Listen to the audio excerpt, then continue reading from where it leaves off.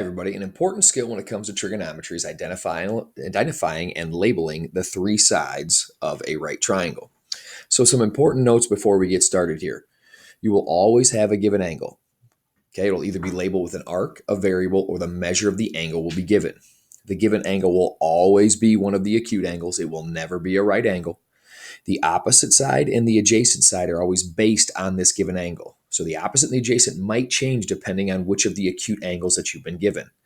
And finally, the hypotenuse does not change. It's always the longest side. It's always opposite the right angle. You can identify it by drawing an arrow through the right angle box. Now, here are two techniques that I've used over the years that help students. So let's see if it works for you guys. First of all, first one's the trace method. Identify and label the hypotenuse. So we do that by drawing our arrow through the right angle box. Arrow through the right angle box, that means this has to be the hypotenuse. Check. So now what we do is we have to find the given angle. Well, the given angle here is marked with the arc, so I like to put a star on it to mark out my given angle. So we're ready for step two. Step two says trace the sides of the given angle with your pencil. One of the sides you trace over will always be the hypotenuse. So when I trace this angle out, I'm basically just giving that star a hug. So I now have my angle traced. The one side you trace over is the hypotenuse. Check, I see that down here. The other side you trace over is the adjacent. And the way that we can remember this is you traced out an angle. Angle starts with the letter A. So the other side you trace over also has to start with the letter A, and that's adjacent. Then the leftover side over here, the side that we haven't focused on or used yet, this would be the opposite.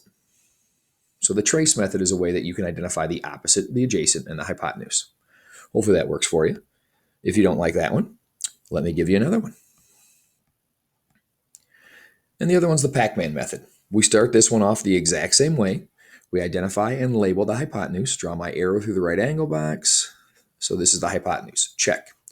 The given angle that we're told to refer to is now this one. Again, it was marked with an arc, so I have to put a star. We start this one the exact same way as the other one. We trace the sides of the given angle with your pencil. What you traced over will be Pacman's mouth. Okay, so here's my angle. I trace that out. That's now Pacman's mouth. So the way that we do that on to step three now is draw a major arc greater than 180 around the mouth, connecting the endpoints of the sides of the given angle. Okay, so here's the endpoints of my given angle. If I draw a major arc surrounding those, hopefully you can now see my Pacman. Pacman is always eating the opposite side. So label the side he's about to eat as opposite. So if I change my color up here, he's about to eat this side right here. Remember, op, op, op, op. Okay, he's always eating the opposite side. The leftover side has to be the adjacent.